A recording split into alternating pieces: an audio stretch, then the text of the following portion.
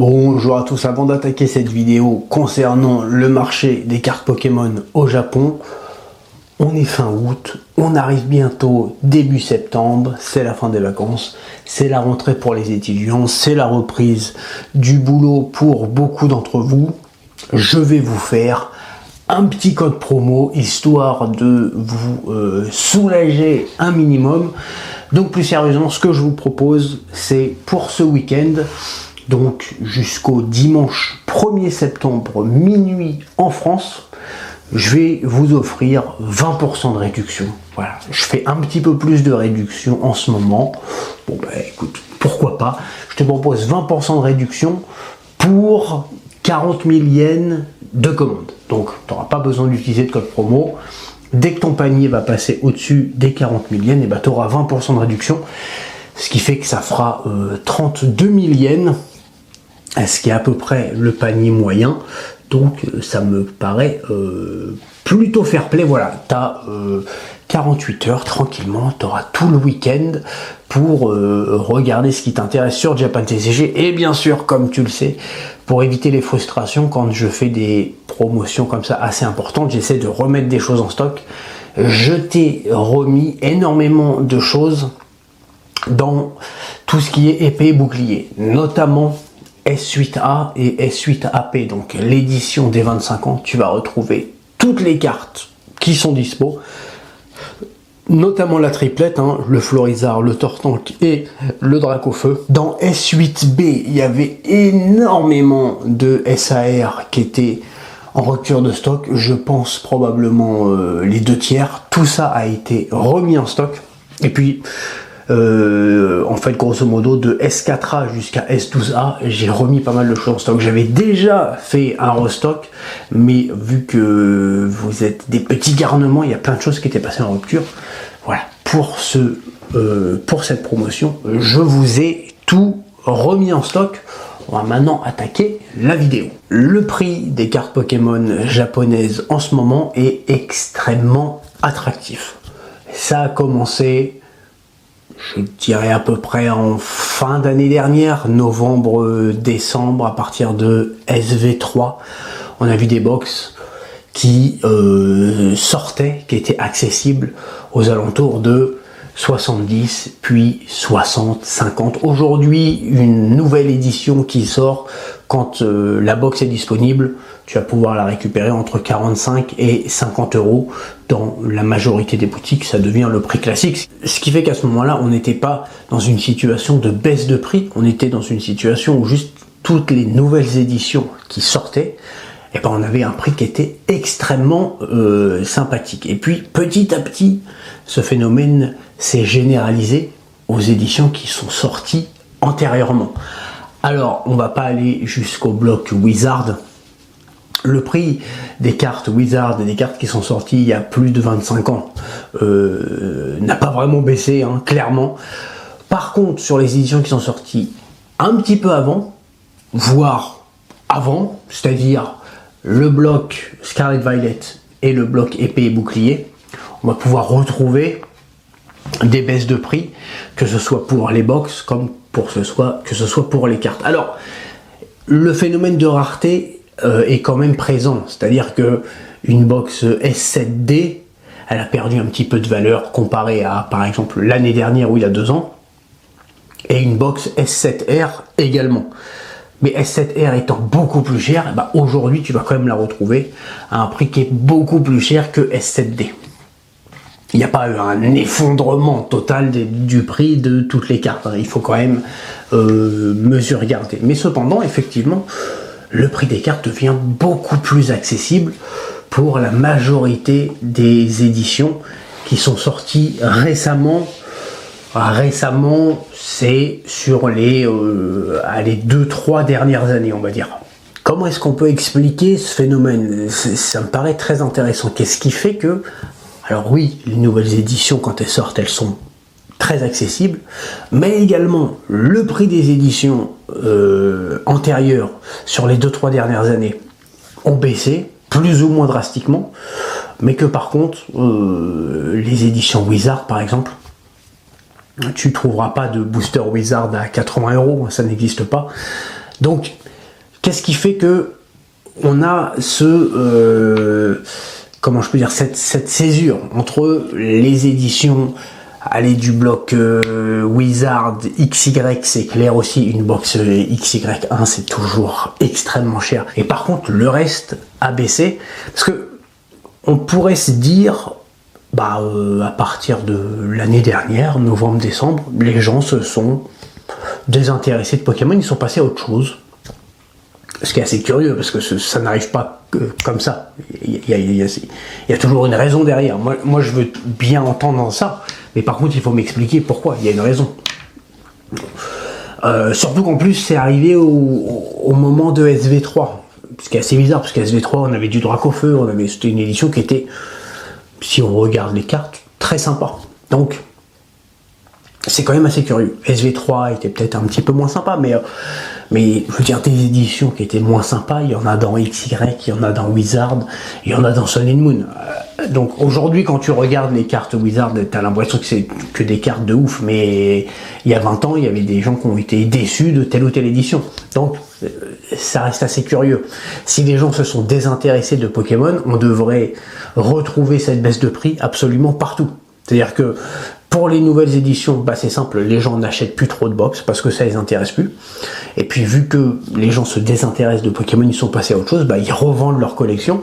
Et donc, on devrait retrouver une baisse de prix, que ce soit sur les éditions qu'on va qualifier de moyennement récentes, ou que ce soit sur les anciennes éditions. Mais là, il y a clairement une césure. On va parler... je vais te donner moi mon avis à partir du moment du moment de cette vidéo, ça va être mon avis. Moi, ce que je pense, c'est que les gens qui ont disparu un petit peu de l'univers de Pokémon, c'est les revendeurs, pas mal de revendeurs, et les spéculateurs.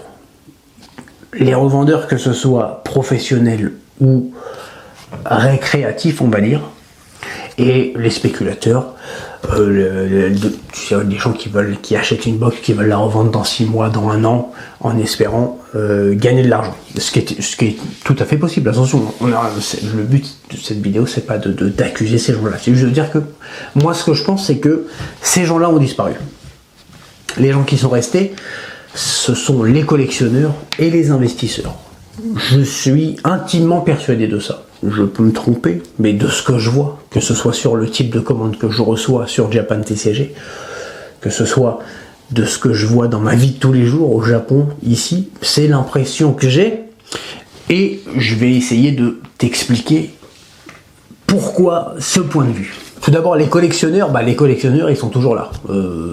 Alors, ils payent leur box moins cher. C'est pas parce que la box est moins chère qu'ils vont forcément en acheter plus, mais ça change. Le fait que le prix baisse ne change absolument rien pour eux concernant leur passion pour Pokémon. Par contre, ce que ça change du côté financier, c'est qu'ils vont pouvoir se faire plaisir de la même manière pour moins cher. Donc, ils vont acheter, s'ils avaient l'habitude d'acheter 1 ou 2 box, ils vont toujours acheter 1 ou 2 box, sauf qu'ils vont la payer moins cher. Ou alors, ils ont décidé d'allouer tel montant pour Pokémon, et donc ils vont acheter un petit peu plus pour le même montant, mais ça change pas grand chose. Ils remplissent leur classeur, ils collectionnent leurs cartes. Le fait que le prix baisse, quand tu es collectionneur, quand tu as la passion de collectionner les cartes, que le prix de la box baisse de moitié, c'est pas ce qui va faire que tu vas en acheter et que tu vas laisser tomber ça. Ça n'a aucun sens. Si tu es passionné de quoi que ce soit, mets-toi dans la situation, j'en sais rien, si tu es passionné de, je sais pas, de ce que tu veux, mets-toi dans la situation où ta passion à partir de maintenant te coûte moins cher, tu vas pas le laisser tomber. Ça n'a pas de sens. Ensuite, on va voir les investisseurs. Alors, pour les investisseurs, je vais devoir faire un pléonasme, parce qu'on est dans le monde de Pokémon, c'est les investisseurs long terme. Mais investisseur long terme, c'est un pléonasme. Quand quelqu'un fait des placements, il est dans une logique d'accumulation. C'est-à-dire que il achète de plus en plus et puis il stocke pour son futur. Si tu veux, imaginons, je sais pas si tu connais Eric Larchevêque, c'est le fondateur de Ledger. Cet homme-là, sa stratégie d'investissement, elle est simple, c'est 100% Bitcoin. Donc lui, bon, pourquoi pas, hein. Donc lui, il a l'absolue entièreté de ses actifs en Bitcoin. Voilà. Que le Bitcoin soit à 60 000 $ ou à 40 000 ou à 20 000, ou même si le Bitcoin perd 50% de sa valeur en 48 heures, il va pas se dire je vais faire autre chose. Non, le mec a fondé Ledger, il est passionné du Bitcoin, il est persuadé que c'est l'avenir, et si le prix du Bitcoin aujourd'hui c'est 50 000, 60 000 ou 30 000, voilà, ça lui en touche une sans faire bouger l'autre. Mais ce qui est normal, puisque les investisseurs sont des gens qui voient à long terme. Donc lui, ça l'intéresse pas de savoir à combien est-ce qu'il peut le revendre, puisqu'il est investisseur. Et c'est en tout cas, une des grandes différences entre les investisseurs et les spéculateurs. Un investisseur, il est dans une logique, comme je te disais, d'accumulation.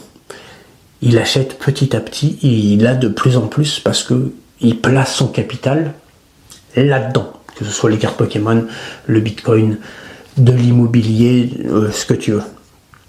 Un spéculateur n'est pas dans une logique d'accumulation. Un spéculateur, est dans une logique de profit. J'achète, je vends. Et je grappille entre-temps de la marge. Le but étant de grappiller le plus de marge possible en le moins de temps possible. Encore une fois, c'est pas une critique, hein. C'est juste, c'est comme ça. Comme quand t'es vendeur, t'es dans une logique de profit.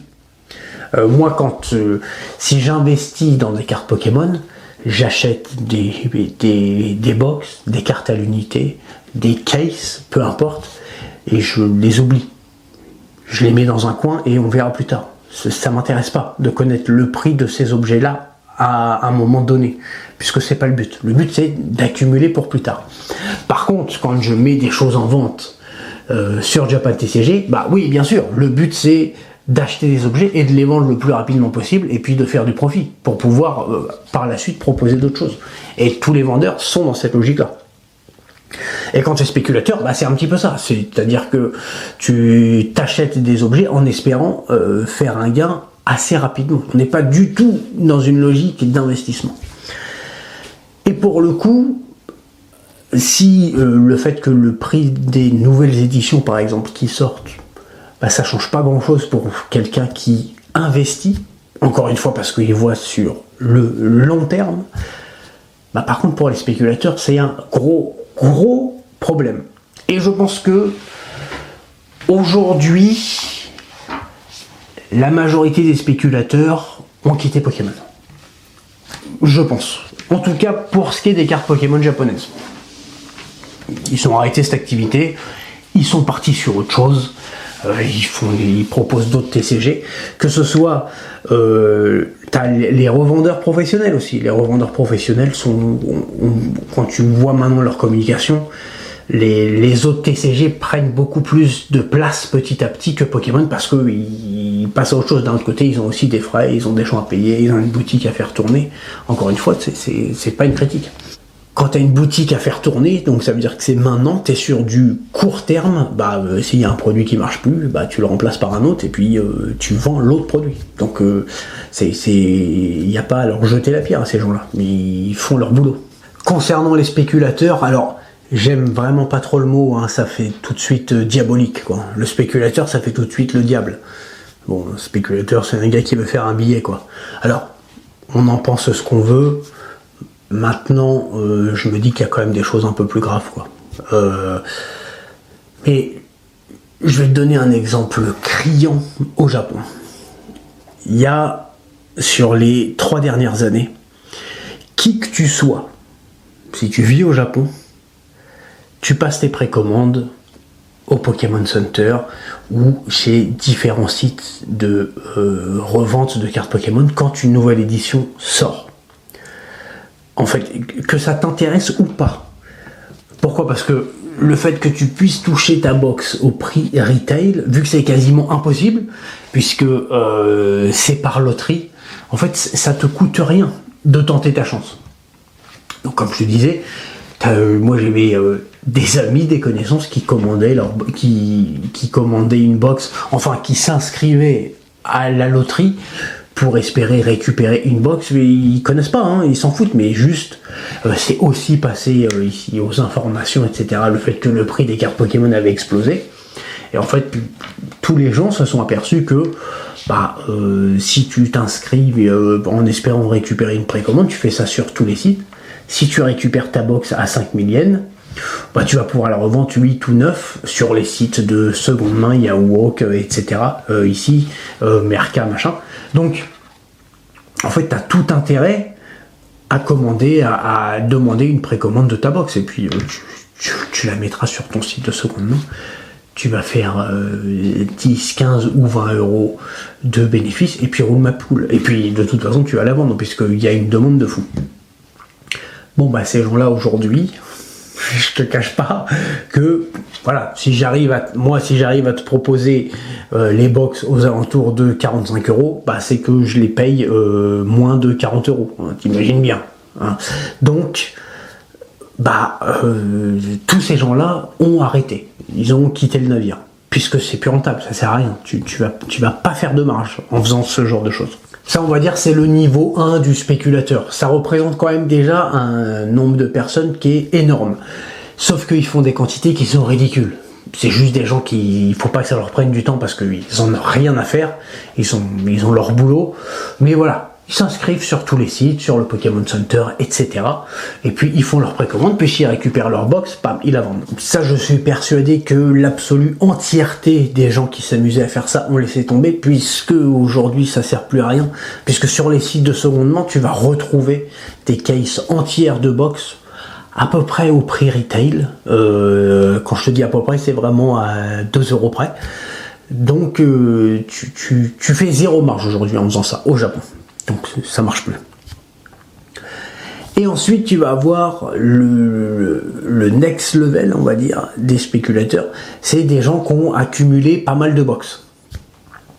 Il y a quelques années qui achetaient, tu sais, je pense que ton Instagram ou Facebook en est rempli de gens qui te présentent des étagères avec des dizaines de box machin, qu'on passe forcément de magasins, mais qui vendent les box directement sur Instagram ou sur Facebook ou machin. Bon, c'est pareil, tous ces gens-là, ils veulent faire de l'argent quand même plus ou moins rapidement. On n'est pas du tout sur un truc soit d'investissement, c'est-à-dire pour dans 5 ans, 10 ans, 20 ans, et on n'est pas non plus dans un truc de passion de collectionneur. C'est des gens qui veulent gagner de l'argent. Et encore une fois, on va pas les blâmer pour ça. On peut discuter de la façon dont c'est fait, de machin, mais c'est pas le sujet de la vidéo. Et ces gens-là, voyant le prix des box baisser, non seulement ont arrêté de proposer toutes les nouvelles box, parce que là tu fais pas d'argent. On vend les box quasiment au prix retail, donc ça sert plus à rien. Mais en plus de ça, sont en train de revendre tout leur stock. Là, les gens, ils avaient accumulé des cases de partout, de toutes les dernières éditions. Et ce phénomène-là, c'est ce qui explique le fait que c'est pas tout. Par exemple, Sun and Moon, XY, Wizard, tous ces blocs-là sont pas touchés parce que ces gens-là n'ont pas fait ces opérations avant. Ça a commencé il y a 2-3 ans. C'est-à-dire pendant le bloc Scarlet Violet et pendant le bloc épée et bouclier. Et là, les gens sont en train de revendre leur stock. Donc, c'est aussi la période qui est extrêmement cool pour les gens qui sont collectionneurs ou investisseurs de racheter là maintenant ce stock, maintenant que les gens paniquent. Alors, ces gens-là étaient de toute façon voués à paniquer au moindre changement de prix. Parce que, encore une fois, quand tu es sur une logique de court terme, tu es extrêmement sensible au changement de prix. Quand le prix des box monte, tu es content, et quand le prix des box baisse, tu pas content. Ça, c'est pas du tout une logique d'investisseur. L'investisseur, il s'en fout en fait. Il regardera dans 5 ou dans 10 ans si tu veux. Donc, mais ces gens-là, ils ont acheté énormément de box. Et ils ont du stock où ils en ont refourgué énormément, mais d'un autre côté ils en ont gardé aussi une partie en disant voilà, ça va prendre de la valeur, et là ils voient que ça descend, sauf que eux ils attendront pas dans 5 ans ou dans 10 ans. Donc ils revendent toutes leurs box Scarlet Violet, épée bouclier, ce qui fait que en ce moment on a des prix qui sont extrêmement attractifs. Et il faut qu'on parle d'une dernière catégorie de personnes qui est semblable à celle qu'on vient d'évoquer. C'est des gens qui pensaient sincèrement être dans une logique d'investissement, mais qui n'avaient probablement jamais trop fait d'investissement réellement avant Pokémon. Et qui se sont dit qu'on repris, ça c'est voilà, l'exemple typique, c'est genre j'ai retrouvé une passion des cartes Pokémon il y a 1 an ou 2 ou 3, donc pendant la hype, et je me dis que voilà, j'ai envie de placer de l'argent, donc je vais acheter des box. Sauf qu'ils ont acheté leur box pendant la période de la hype où les prix montaient. Donc quand les prix montent, c'est facile d'acheter parce que tu es rassuré tout le temps en fait. Donc le fait que tu aies une logique d'investisseur ou pas, t'en sais rien, puisque c'est facile d'acheter quand ça monte. Et c'est facile de vendre quand ça baisse. Même si, entre guillemets, ça fait un peu chier, mais c'est facile de vendre quand le prix baisse. Parce que, émotionnellement, c'est ce que ton cerveau va te dire. Ça baisse, donc il faut vendre. Et quand ça monte, il faut acheter. Oui, bon. Ça, ok. Et donc, ils ont acheté, pendant que ça montait, ils ont accumulé, ils ont acheté une petite box par-ci, une petite box par-là, pardon. Et ils pensaient réellement, au moment où ils achetaient, que voilà, ça y est, je suis un investisseur Pokémon. Alors, il a dit c'est moi, c'est pas moi. Et sauf que là maintenant les prix baissent. Et là ils s'aperçoivent que en fait les émotions que leur génère le fait de détenir des box ou des cartes dont le prix baisse devient tellement inconfortable qu'ils préfèrent vendre. Encore une fois, on peut pas leur jeter la pierre. Alors ces gens-là vont perdre de l'argent, mais bon, c'est une erreur, donc mais la logique d'investissement, c'est autre chose. C'est pour ça que moi j'en ai parlé déjà il y a très longtemps de ça, de la logique de l'investisseur, et j'avais expliqué que le fait de faire des investissements, c'est pas facile. Beaucoup de gens, quand on entend les gens, tu sais, à chaque fois on entend non mais c'est à cause des investisseurs que ceci ou cela. C'est souvent plutôt à cause des spéculateurs.